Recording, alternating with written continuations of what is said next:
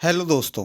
तो कैसे हो आप सब। आपका स्वागत करता हूं आपके अपने यूट्यूब चैनल विजय कालिया सीआईटीएस में। दोस्तों, इस क्लास में हम डिस्कस करते हैं जो ट्रेनिंग मैथोलॉजी है, ठीक है। उसमें जो भारत स्किल का क्वेश्चन बैंक है वो हम डिस्कस कर रहे हैं। अभी तक हमने 20 क्वेश्चन डिस्कस कर लिए है। आज हम उससे आगे जो क्वेश्चन है उनको डिस्कस करेंगे, ठीक है। तो चलिए आगे बढ़ते हैं।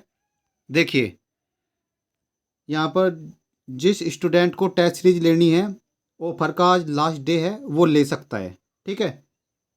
जिसको पीओटी की लेनी है वो पीओटी की ले सकता है, और जिसको डब्ल्यूसीएस की लेनी है वो डब्ल्यूसीएस की ले सकता है, ठीक है। आज ऑफर का लास्ट डे है, जिसको लेनी है वो ले सकता है। लेने के लिए आपको क्या करना होगा, इस व्हाट्सअप नंबर पर कॉन्टैक्ट करना होगा, ठीक है। जो ये आप व्हाट्सअप नंबर देख रहे हो ना, इस पर आपको कॉन्टैक्ट करना होगा, ठीक है। बाकी जिन स्टूडेंट ने अभी तक टेलीग्राम चैनल को ज्वाइन नहीं किया है, नीचे डिस्क्रिप्शन में आपको लिंक मिल जाएगा, वो जाके वहाँ से टेलीग्राम चैनल को ज्वाइन कर ले। ये पीडीएफ भी आपको वहीं पर मिलेगी, ठीक है। बाकी अगर कोई पीडीएफ आती है तो वो आपको टेलीग्राम चैनल के माध्यम से ही मिलती है, ठीक है। जो स्टूडेंट इस चैनल पे नए हैं वो चैनल को सब्सक्राइब कर ले, क्योंकि यहाँ पर आपको सेट से रिलेटेड सारी जानकारी मिलती रहती है। तो चलिए बढ़ते हैं हम क्वेश्चन की तरफ। तो देखिए, 20 क्वेश्चन अभी तक हम डिस्कस कर चुके हैं। ये आज हमारा 21वां क्वेश्चन है, ठीक है। तो यहाँ पर देखिए क्वेश्चन क्या कह रहा है, interview is a kind of narrative, ठीक है। यानी ये कह रहा है इंटरव्यू क्या है, ठीक है। देखिए, इंटरव्यू के बारे में थोड़ा सा बता देता हूँ, जिससे चीज़ें आपके लिए आसान हो जाएगी। इंटरव्यू क्या होता है, इंटरव्यू में जैसे आप इंटरव्यू देने के लिए गए, तो इंटरव्यू एक फेस टू फेस कम्युनिकेशन होता है, दो या दो से ज़्यादा व्यक्तियों के बीच, ठीक है। तो कम्युनिकेशन उसमें कैसा होता है, ओरल कम्युनिकेशन, ठीक है। तो इंटरव्यू क्या है, एक तरह का ओरल टेस्ट, ठीक है। भाई रिटन टेस्ट तो नहीं होता, ना ऑब्जेक्टिव होता, ना परफॉर्मेंस होती उसमें। उसमें क्या होता है, ओरल, मौखिक रूप से सामने से क्वेश्चन पूछा, आपने उसका जवाब दिया, तो क्या कैसे हो रहा है, ओरली, यानी मौखिक परीक्षण, ठीक है। इंटरव्यू क्या है, interview is a kind of oral test, ठीक है। तो नेक्स्ट क्वेश्चन की तरफ बढ़ते हैं। देखिए, ये रहा हमारा 22वां क्वेश्चन। ये कहता है what arrangement should be made to extinguish the fire in the workshop. कार्यशाला में आग बुझाने के लिए क्या व्यवस्था करनी चाहिए, ठीक है। यानी वर्कशॉप में अगर आग लग जाए, उसको बुझाने के लिए क्या क्या अरेंजमेंट होना चाहिए। तो देखिए, फायर फाइटिंग इक्विपमेंट यानी अग्निशमन यंत्र होने चाहिए आग बुझाने के लिए, जो यंत्र होते हैं, ठीक है। दूसरा क्या है, बकेट फुल ऑफ वाटर, पानी से भरी हुई बाल्टियाँ भी वहाँ पर होनी चाहिए, ठीक है। सैंड बकेट्स, रेत से भरी हुई बाल्टी भी होनी चाहिए, ठीक है। तो यानी ये सभी क्या है, ये सभी वहाँ पर होने चाहिए, ठीक है। ये सभी इसका आंसर हो जाएगा, ठीक है। तो नेक्स्ट क्वेश्चन की तरफ बढ़ते हैं। नेक्स्ट क्वेश्चन देखिए, क्वेश्चन नंबर 23। एक गुड हाउसकीपिंग इंक्लूड्स, एक अच्छी गृह व्यवस्था में डैश शामिल है। देखिए, अच्छी गृह व्यवस्था की बात की है, गुड हाउसकीपिंग की, ठीक है। उसमें देखिए स्वच्छता भी होगी, प्लेसिंग ऑफ मशीन, मशीन के लिए स्थान भी होगा, स्पेस फॉर स्टोर, भंडारण के लिए स्थान भी होगा। तो ऑल ऑफ दीज इसमें हो जाएगा, तीनों हो जाएंगे इसमें, ठीक है। अच्छी हाउस कीपिंग के लिए क्या होनी चाहिए, स्वच्छता भी होनी चाहिए, मशीनों के लिए स्थान भी होना चाहिए, और भंडारण के लिए जगह भी होनी चाहिए, ठीक है। तो इसमें ऑल ऑफ दीज हो जाएगा। तो नेक्स्ट क्वेश्चन की तरफ चलते हैं। देखिए, क्वेश्चन नंबर 24। क्वेश्चन नंबर 24 कहता है best rule for good discipline.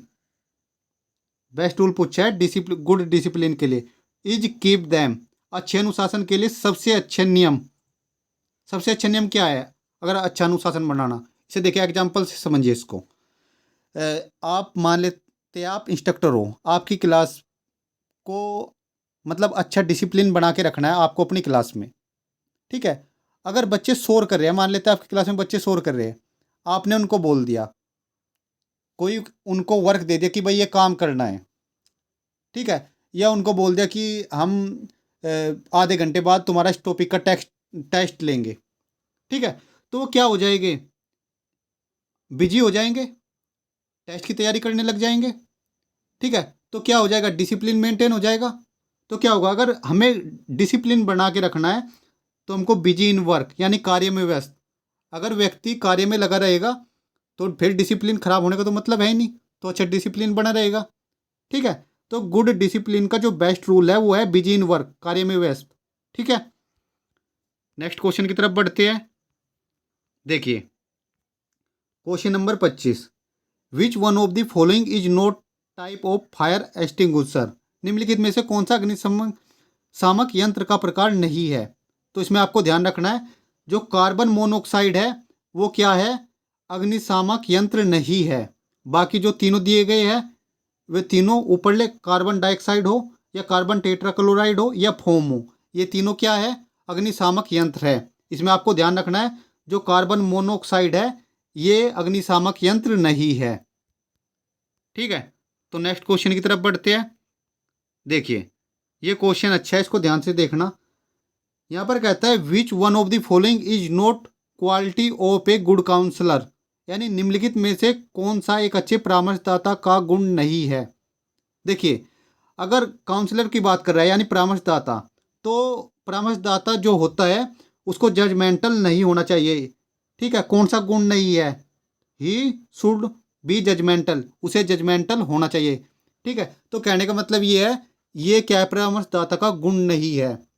ठीक है, मान लेते हैं आप काउंसलर हो, आपके सामने मतलब आपके पास कोई व्यक्ति आया अपनी प्रॉब्लम लेके। ठीक है, तो सबसे पहले आप क्या करोगे, उस प्रॉब्लम को सुनोगे, एनालाइज करोगे।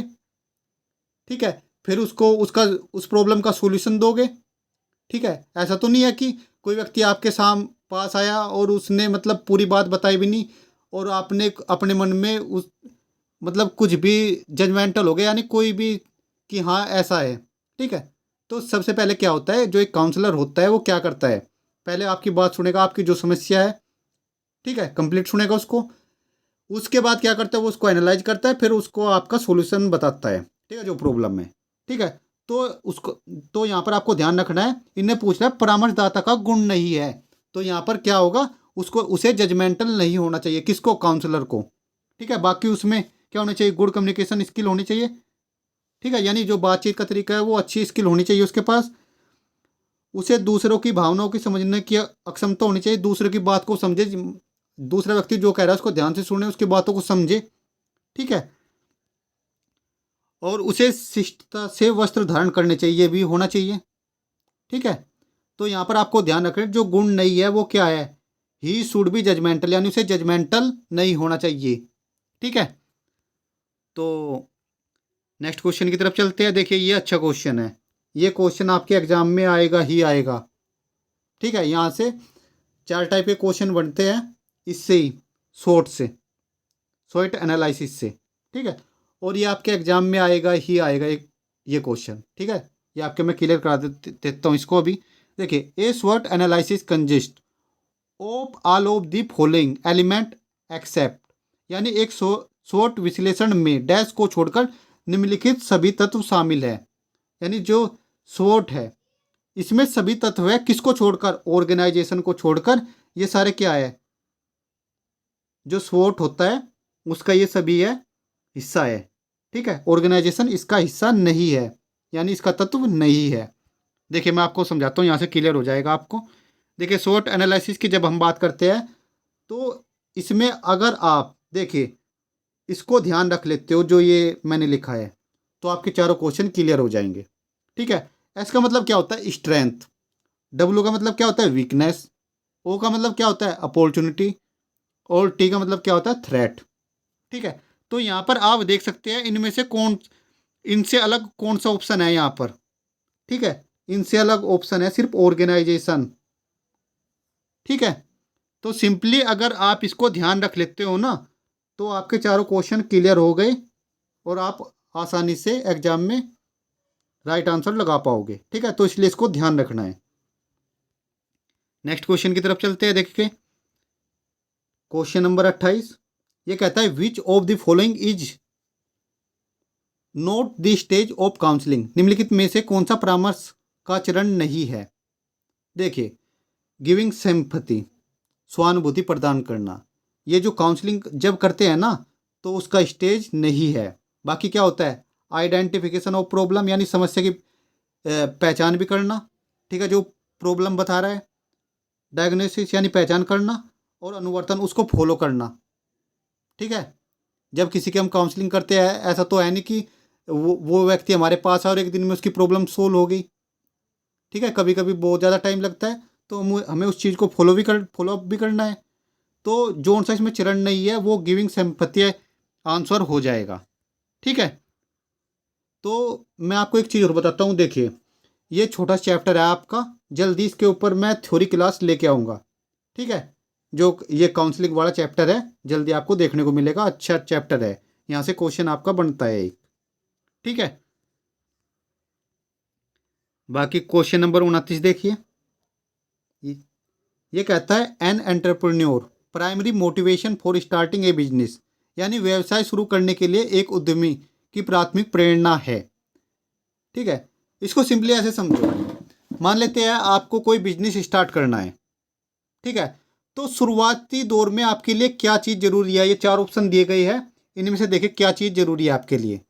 स्वतंत्र होना, या फिर धन अर्जित करना यानी मनी, या फिर फेमस होना, या पावरफुल होना। देखिए, जब आप किसी बिजनेस को शुरुआत करते हो तो आप क्या, टू बी इंडिपेंडेंट, यानी जो आप करना चाहते हो उसमें कोई बाधा ना आए, आप आसानी से कर पाए।